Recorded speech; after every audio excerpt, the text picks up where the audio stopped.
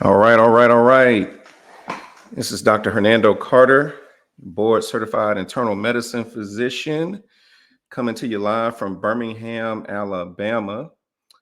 That song was produced by the talented, the incomparable, my son, my oldest son, Ellis Carter. Y'all look out for Ellis Carter. He is going to be a force to be reckoned with. I see his future in the music industry. He is not going to be taking any prisoners. Also, while I'm on my son Ellis, who so gracefully and graciously produced that song for me for this podcast, he dropped a song today. Streaming on all your platforms. Definitely stream it on iTunes. Fallin, Fallin. You can look for him. He's E Casanova. That's with a C. Check that song out. Give my son some streams. Share it with your friends. You know, we're trying to make this a whole family of creativity. He creates one way, he creates with music and with dance, with guitar, with piano, with beats. I create with what God gave me, and that is with knowledge, compassion, empathy. This is the Prescription for Better Living podcast. You may know Prescription for Better Living for our philanthropic work. You can check us out, rxforbetterliving.org. That's RX, the number 4, betterliving.org, to see about all the things we do in the community with scholarships. But this is what it's all about, y'all. We are about bridging the gap, about promoting health equity, about reducing healthcare disparities. Prescription for Better Living is a nonprofit, but this arm is just something different that we're trying to do. We're trying to get information out, engage the public, engage our followers, and talk to you just a little bit about all things health, all things wellness. Uh, you may have some things that you want to hear about, that you want to learn about, and we want to know about it. If there's something that you want to know about, if there's a subject you want to hear about, something you want me to cover, a topic that you want us to discuss regarding your health, the health of your friends, family, and loved ones. Maybe your doctor gave you some news. Maybe he gave you a diagnosis and you don't understand it. A lot of times you don't have a lot of time to spend with the primary care doctor or with your doctor while he's kind of trying to make it through the visit. He has tons of patients, and you got a lot of questions, and you want some in-depth knowledge, then you can get it right here at the Prescription for Better Living podcast. So you see it there. We need you to like this video. We need you to subscribe. We need you to comment with your questions or your thoughts, your opinions. And we need you to tell people about it. Tell your friends if this engages you, if this intrigues you, if this entertains you somehow. Tell your friends about it. Like and subscribe, comment on this video. Well, what are we going to talk about on today? Well, I am a primary care doctor. Said I'm your board certified internal medicine doctor practicing primary care here in Birmingham, Alabama. I've been practicing for about 15 years. And one thing that I know for sure is that there is a primary care shortage. You may know it too if you don't have a primary care doctor and you were to go out right now and try to find one, you would be shocked to learn how long it would take for you to get a new patient appointment with a primary care doctor. There's a primary care shortage, y'all. And so the question that I have is, knowing that there's a primary care shortage, are you limiting your options when you take certain things off of the plate when you are looking for a primary care doctor?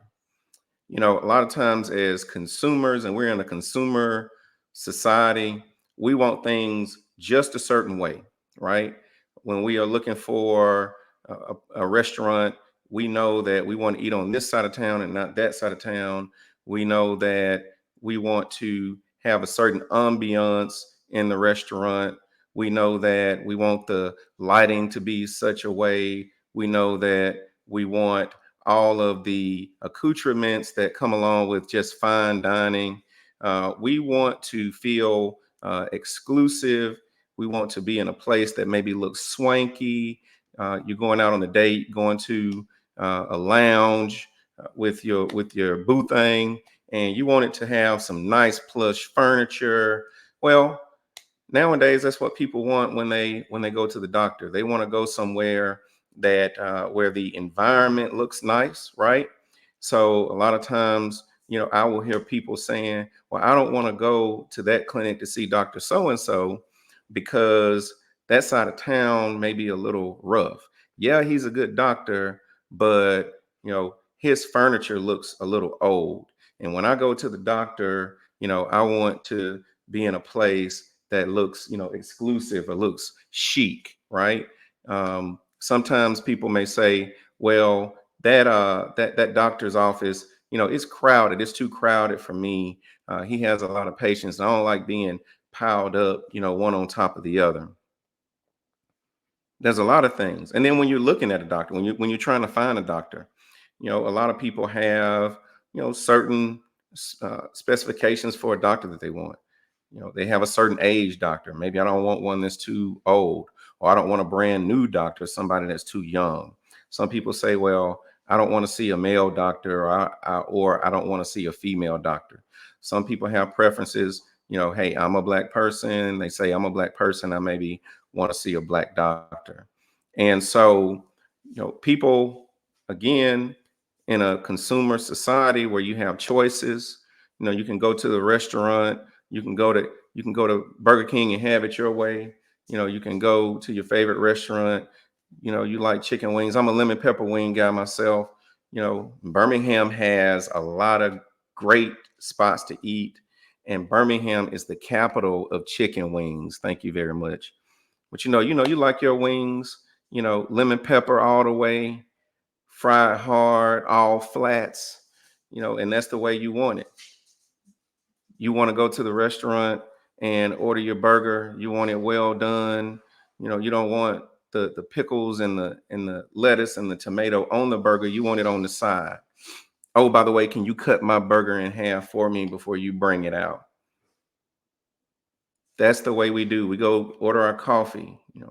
I want a venti double macchiato with almond milk, steamed, and put a little cinnamon on top.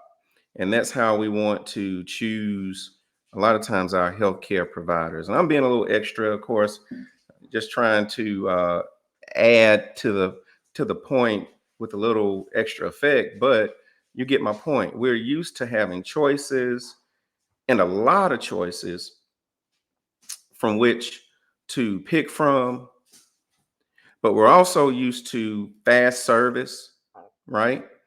We're used to being able to push a button and get it. I can order my groceries from my cell phone. I can order my food from my iPhone. And we're used to that kind of service. Well, what about primary care? So you've been bopping around, you got good insurance, you've been healthy, and you hadn't thought about establishing with the primary care doctor. It hadn't been on your radar, right? And then you get a pain in your body, or you get sick, or something goes wrong, and all of a sudden, I need a primary care doctor. Well, let me call up local John Q doctor and get an appointment. Now, I'm not talking about going to an urgent care, right? Because urgent care is not primary care. I'm not talking about going to an emergency department. I'm talking about going somewhere where you can establish a long term relationship with a primary care provider, someone who's going to know you, know your family. You're going to have annual checkups. You'll be able to see them when you're sick.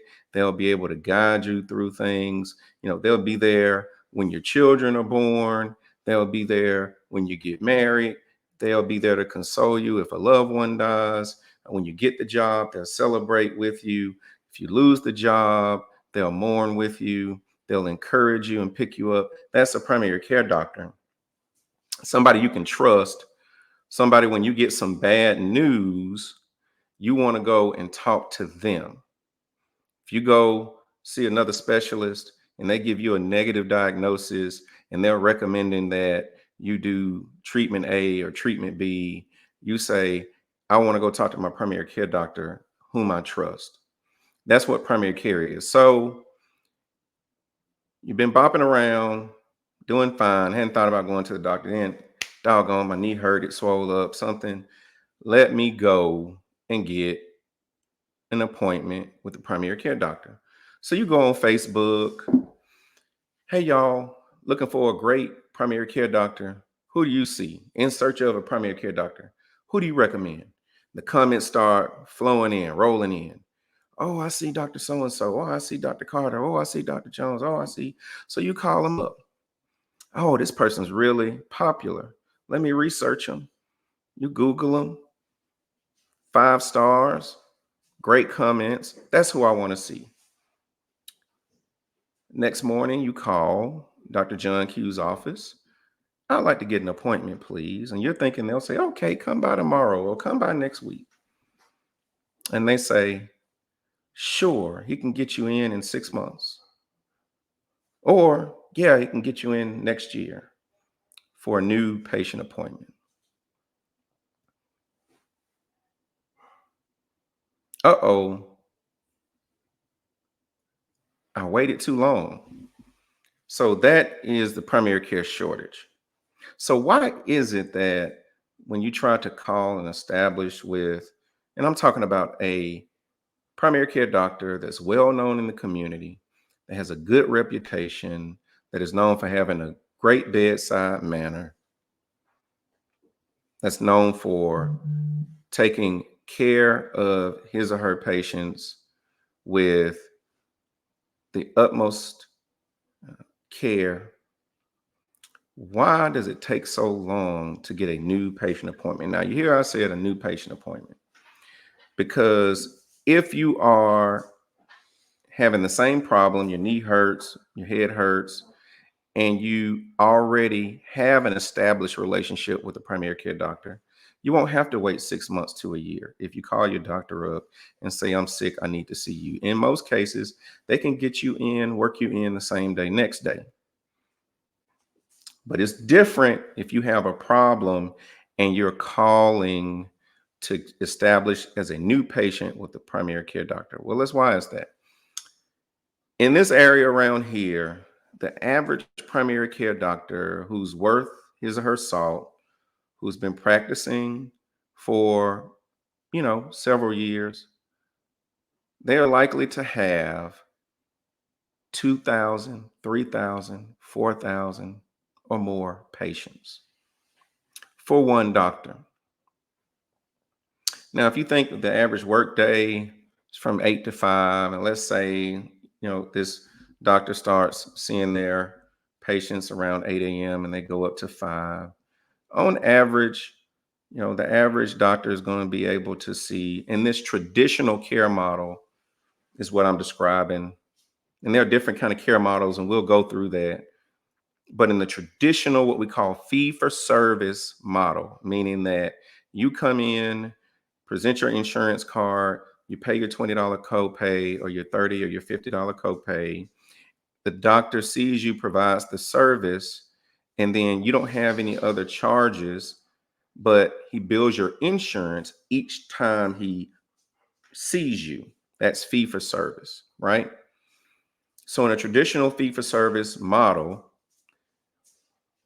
the average doctor may see 20 to 30 patients per day, but he has 3,000. He has to be able to accommodate the patients that are already in his practice. So let's say that he reserves, out of that 20, that number 20 appointment slots, let's say he reserves two of those appointment slots for new patients. That means 18 are for his existing established patients. And let's say he has a wait list because he has a great reputation. People are waiting for their new patient appointment. Their appointments are booked out. They're waiting on cancellations. Let's say he has 50 or 60 or 70 people on the wait list, which is not uncommon. Can you see why it would take so long to get in with a good primary care doctor? So, recommendation number one is don't wait.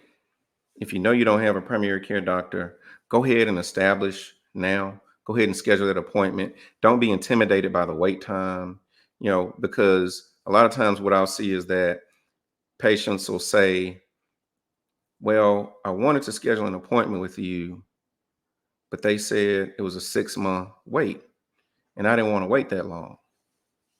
And I tried to find someone else, and I didn't like them. So then I called back 6 months later, and now they said it's going to be a year. Well, you should have took that 6-month appointment. Get on the schedule, take that appointment, and then sometimes cancellations come up. Most doctors have a cancellation list so that if someone cancels, they go down the list and say, hey, can you come tomorrow? We had a cancellation. Sometimes if you're proactive and you call, let's say you call once or twice a week to see if that doctor had a cancellation, odds are you'll be able to get in before the 6 months. And Lord, don't have a homeboy hookup. The homeboy hookup is, you have several friends, family, colleagues, church members that are already patients of that doctor. They have a good relationship with that doctor. And then they put in a good word for you at their appointment. Hey, by the way, on my way out, Billy Joe needs to get in to see you. He has an appointment already on your schedule, but he's 6 months out. Can you work him in sooner?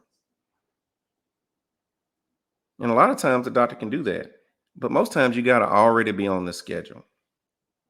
But those are some of the gymnastics that you have to perform a lot of times in order to get with a good primary care doctor. Now I'm gonna tell you something. If there's a primary care doctor that's been out there practicing for several years, and he's got plenty of new patient appointments available, yeah, we can get you in right away. You might want to do your homework. There could be something wrong. May not be anything wrong with their medicine per se, but maybe there's something abrasive or something about their personality. So you have to think about that, the whole package. But all that to say that there is a primary care shortage. How bad is the primary care shortage? Well, the National Association of Community Health Centers estimates that 30% of Americans don't have a primary care doctor due to primary care shortage. The American Association of Medical Colleges projects that we will be short by as many as 124,000 physicians by 2034. We'll be in the hole. We'll be short 124,000 physicians by 2034, and more than a third of that 124,000 will be primary care providers. Primary care shortage. Why is there a primary care shortage? Well, first of all, population growth, right? We had the baby boomers, and the baby boomers are getting older, and they are developing more chronic medical conditions. And so there is a lot of baby boomers going to the doctor. Not only that, a lot of baby boomers went to medical school, and they have been practicing medicine for several decades. What are the baby boomers doing right now, y'all? The baby boomers are retiring. That's right. The baby boomers are retiring. A lot of doctors leaving the workforce. And that exit of doctors from the workforce was accelerated by COVID. A lot of doctors who probably would have practiced another 5 or 10 years decided to go ahead and cash in their chips when COVID happened. So baby boomers are aging and developing more chronic medical problems, and they're going to the doctor more. Meanwhile, a lot of the baby boomers who were practicing medicine are retiring. Well, also, fewer people are going to medical school. That's right. Fewer and fewer people are going to medical school. Well, why is that? Well, let's think about what it takes in order to become a doctor, to practice medicine here in our great country. First thing you got to do, of course, is go to college. You have to get a bachelor's degree. So that's a minimum of 4 years. And then after you graduate college, you go to medical school, and that is 4 years of medical school. You graduate from medical school and you get the MD, that's the Doctor of Medicine or the medical doctor degree, or you can get the DO, that's the DO degree, that's the Doctor of Osteopathy or Osteopathic Medicine. Both are equivalent degrees. Both go and do the same training and they practice together side by side. So 4 years of college, 4 years of medical school, get your doctorate degree. And then you can go out to practice, right? No. After the 4 years of college, 4 years of medical school, 4 plus 4 is 8. You have what's called residency training. And residency training is your, on the job, proctored training about how to really take care of people. And in your residency, depending on what specialty you do, that can be an additional 3 years.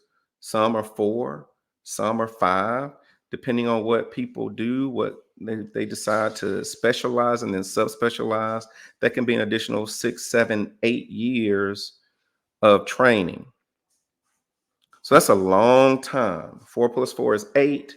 And then let's say you decide to be an internal medicine doctor and do primary care. That's another 3 years. That is total of 11 years after you finish high school before you can go out into the workforce and start earning. Well, what happens? Some people are fortunate to get full ride scholarships to college, but most people have to get some sort of financial aid, a lot of them by way of loans. So you have student loans. Medical school is not free. It is very expensive. The average medical student will leave with medical school debt of anywhere between $150,000 and $200,000, paid for by loans. You can't work while you're in medical school, by the way. You can't earn income because medical school is so intense that it takes all of your waking hours to study, to train, to prepare. When you are in your first 2 years of medical school, that's called the basic science years. And there is just an intense, excessive, voluminous amount of information that's coming at you that you got to get right. When I was in medical school during my first 2 years, I mean, I was a biology major, and I think that we covered everything that I learned as a biology major in 4 years in my first year of medical school. That's the amount of the volume and the pace at which they move. So you don't have time to work during your first 2 years of medical school because you really have to try to find the time to eat and to sleep, let alone work. Then do the last 2 years, the third and fourth years of medical school, those are your clerkship years. And so you're doing rotations through the various specialties of medicine, learning what they do, how they do, so you can decide what kind of medicine you want to do.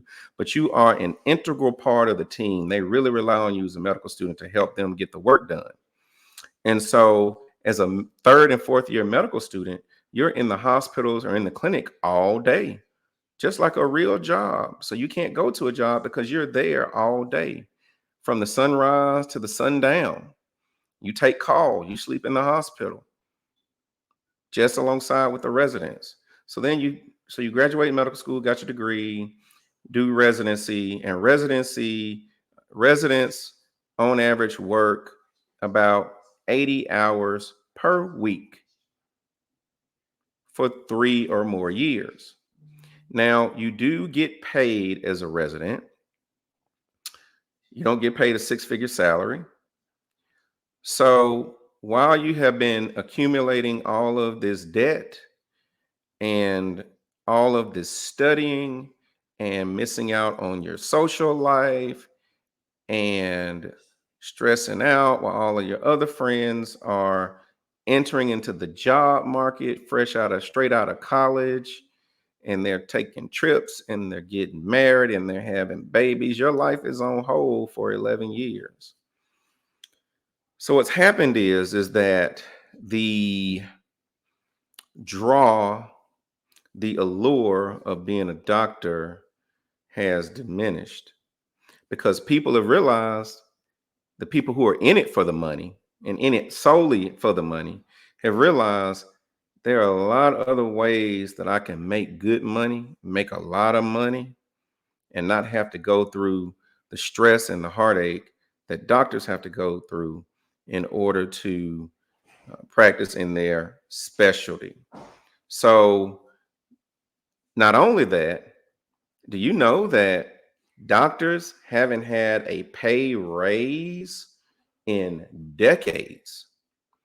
Not only have doctors not have a pay raise in decades, but Congress has to vote every year just to avert the crisis of cutting doctors' pay.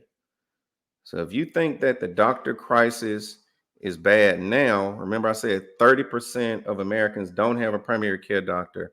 By 2034, we'll be 124,000 doctors short. And a third of those are primary care. Could you imagine what would happen if they cut doctors' pay? So people are realizing, hey, I can do a lot of things. I can go and be an engineer and make a six-figure salary out of college, or at least a high five to start with, and earn up to over six. I can be a content creator, work my own schedule, do what I want to do. So there are a lot of things that people can do to earn good money. And so fewer and fewer people are going into medical school. Also, we used to honor and hold doctors in high esteem. And I don't know if you've been watching the news lately, but there's a lot of disrespecting of science and of medicine, a lot of mistrust of doctors now. There's violence now in healthcare facilities and violence being perpetrated against healthcare workers, doctors being shot and murdered in their office by disgruntled patients. You got the internet now, doctors being slandered on Facebook, Google reviews, etc. And because there's this doctor shortage, doctors are overwhelmed. There are more patients than they can take care of, which means that they're often overburdened and overloaded with patient care, with paperwork, with prior authorizations, with complaints. Then they got to worry about being sued. And I don't know if you watch local television, but there are a lot of lawyers out there who are earning a really good living off of malpractice cases. So we have a litigious society. The cost of malpractice insurance is going up. The cost to employ people to help you run your practice is going up. The cost of supplies are going up. But your pay is not going up. Your pay is staying the same, but the cost of practicing, the cost of doing business is going up. So that means you're bringing less home. Doctors work long hours. They're on call, get called in the middle of the night. They miss the basketball game and the soccer game and the baseball game. They're sleep deprived. You're with your family on Christmas. They're in the hospital taking care of your loved one. And then they got to worry about getting sued. So those are just some of the reasons why there's a doctor shortage. Now, I don't mean to be all doom and gloom, because I love what I do. I love being a doctor. I couldn't think of anything else that I'd rather be doing. I decided I wanted to be a doctor when I was 4 years old. My primary care doctor is Dr. Jacqueline Stewart. She was my pediatrician. I had asthma, bronchitis. I went to her a lot. I would go, chest tight, coughing, wheezing, couldn't breathe. And she'd bring me in and she'd give me a breathing treatment with nebulizer. And very quickly, I started feeling better. And then she did something that I thought was very remarkable. She reached in her pocket and she pull out a lollipop and give it to me. And I thought, what a cool job.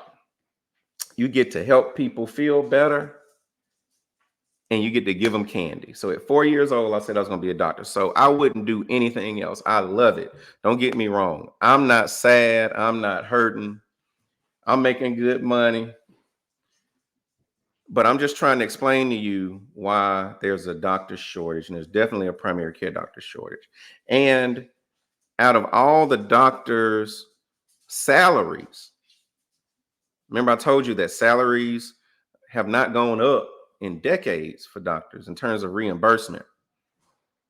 Primary care doctors, your internal medicine doctors, your family medicine doctors, your pediatricians are some of the lowest paid doctors. So that's why there's a primary care shortage. So we've established that there's a primary care shortage. And let's talk about limiting your options. Now, I'm not saying you shouldn't have standards, right?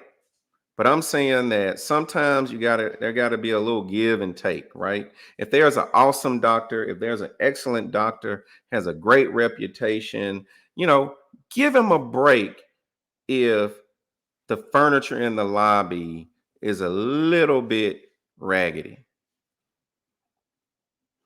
As long as it's clean.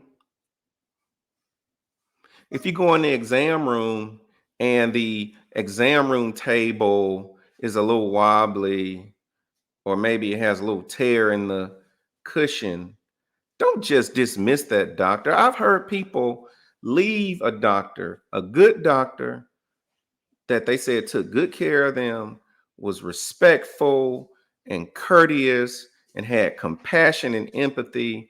But oh, that furniture was old. Oh, that carpet was dingy. Well, I just told you.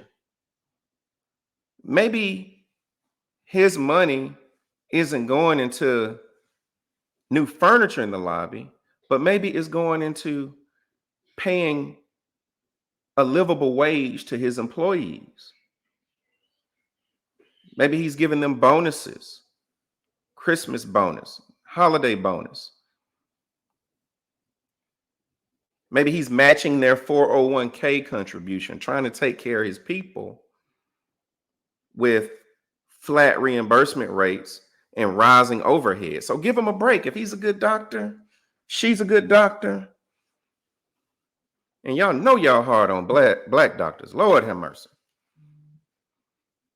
Black doctors got to hang the moon, be perfect, and look good doing it. But give them a little break. If you trust them, You know they have your best interests at heart.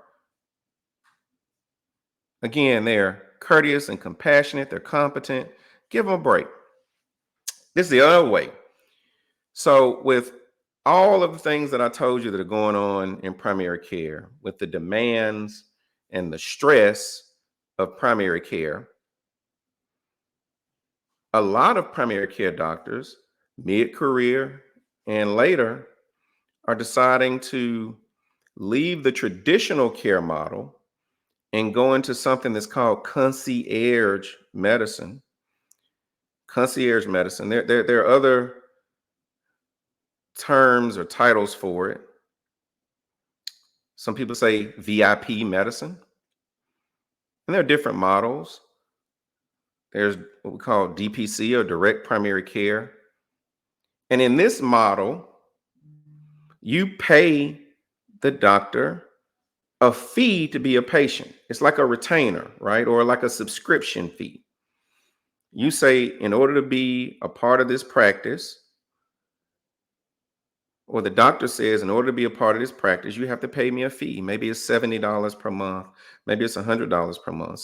Some concierge practices may say, $1,500 to $2,500 for the year just to be a patient. We're still gonna, when you come for visits, we'll still bill your insurance. But why do they do that? Well, I told you that the average primary care doctor have anywhere between 2,000, 3,000, sometimes 4 or 5,000 patients, and that's a grind. And it leads to burnout because you're constantly going, constantly moving, don't have time to think, sometimes don't have time to eat or use the restroom. You got a lobby, a waiting room full of patients, you're running behind, they're frustrated. You went into medicine, especially primary care. We went into primary care because we liked people, we value relationships, we want to make a connection with our patient. But because of the number of patients and the demand on us, we only have 10 or 15 minutes with you. And we know that you're not satisfied with that. We know that you want to spend more time with us so that we can explain this hypertension in more detail, this diabetes, so you can talk to us about the stresses in your life. But we don't have time. We got to keep moving because we got another patient. That's frustrating. So a lot of doctors who go into concierge medicine or go into VIP, direct primary care, it's not a money grab. They're not being greedy. As a matter of fact, they probably don't really make any more money than they were before. But what do they gain? They can go from 3,000 patients or 5,000 patients to 500 patients. If you have 500 patients, what can you do? You can spend more time with them if you need to. Whereas you had 15 minutes, maybe you have an hour. You have more access. So if you wake up and you are feeling ill, you could probably, with your concierge doctor, get up and go right into the office. They'll be right there waiting on you because they have fewer patients and they have more time. Sometimes they can provide more services. Because they have more time, sometimes they can do a more thorough physical than they could in the traditional care model. And then there's other things like extra access. Sometimes with the concierge doctor, you can text them nights and weekends. Some will even make house calls. You don't feel well enough to go into the office, they'll come to you. That kind of service should cost a premium if you can afford it. It's not for everybody. But if they're going from 2, 3, 4, 5,000 patients down to 500, 600, 700 patients, that monthly subscription fee or the annual retainer that you pay can help make up the difference in terms of the income that they would lose by dropping 2,000 patients. So it's not a money grab. And people say, oh, I got insurance. I don't want to pay, why I want to pay some money on top of, my copay for my insurance. Well, it's what do you value? Do you value that relationship with your primary care doctor? Do you value time, more time spent with the doctor? Do you value easy access and availability, more attention? Do you value your health? I talked to a colleague, a friend, just recently who said they wanted to leave their doctor and they were trying to find another doctor. And they say, hey, I want a good doctor. I want a Black doctor. And if you know anything about Birmingham, Alabama, there aren't many Black primary care doctors. There's a handful. And I said, well, do you like your doctor? Yeah. Do you trust your doctor? Yeah. Do you value that relationship? Yeah. I said, so why do you want to leave that doctor? Well, they're going to VIP, they're going to concierge, and I don't see myself paying all that. But once I took the time to explain to them, look, you got a good doctor, you like them, you have a relationship with them, you trust them, they've been taking good care of you. If you can afford, and I think it, maybe let's say $70 per month subscription fee. If you can afford that $70 per month, pay it. Because I guarantee you, again, if you can afford it, most of us, we trick off $70 in a day. Definitely will blow $70 in a week on unnecessary stuff. I'm not talking about the necessities of stuff. I'm talking about, you run in the gas station to pay for your gas, and then, you weren't thinking about it, but you see that Dr. Pepper, you see those lemon heads, and you're going to get those. Then, you got groceries in the refrigerator, but instead of, going home and cooking groceries, I'm going to stop over here and get me, a 6-piece. Don't have any vices, don't have any habits. Lord, don't tell me you're a cigar smoker or a scotch drinker and you can't afford $70 a month subscription fee for a primary care doctor. So what I'm saying is that if you're looking at the current state of availability of doctors, primary care doctors, and you don't have one, or you have a good one, but you're thinking about leaving, then you may have to weigh your options on some things. So don't take concierge medicine off the table. Again, it's not for everybody. Everybody can't afford it. And yes, everybody deserves good quality primary care. Absolutely.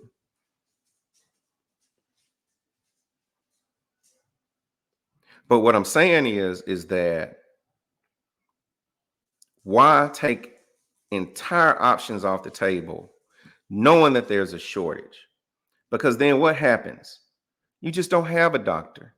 You just don't go to the doctor. And so you wind up going to urgent care all the time or the ER all the time. And guess what? Urgent care and ER especially are a lot more expensive than going to a primary care doctor. So what you are trying to save on the front end, you're losing on the back end. Not only that, people who use the ER for primary care have worse outcomes. They're sicker, they die sooner. Why? Because there's no continuity of care. There's episodic care. The emergency department isn't meant to handle your primary care. They're meant for emergencies. They are meant to stabilize you, treat them and street them. That's it. They're not helping you keep up with your cancer screenings, when you should get your prostate cancer screening, when you should get your colonoscopy. Is it time for your booster shots, for your vaccinations? Checking your cholesterol and your blood sugar and your kidney function, monitoring your BMI and your weight, and recommending nutrition plans and diets. They ain't doing that in the ER. So you're just getting patched up, sit on out. So get your primary care doctor. If you don't have one and you say, well, I'm feeling fine now, this is the time to go ahead and schedule an appointment to get one. Y'all, this is Dr. Hernando Carter, your board certified internal medicine physician, primary care extraordinaire, coming live to you from Prescription for Better Living podcast. Our goal is to promote health literacy, to promote the matriculation of Black and brown youth going into the health careers so that we can increase health equity and eliminate these health disparities.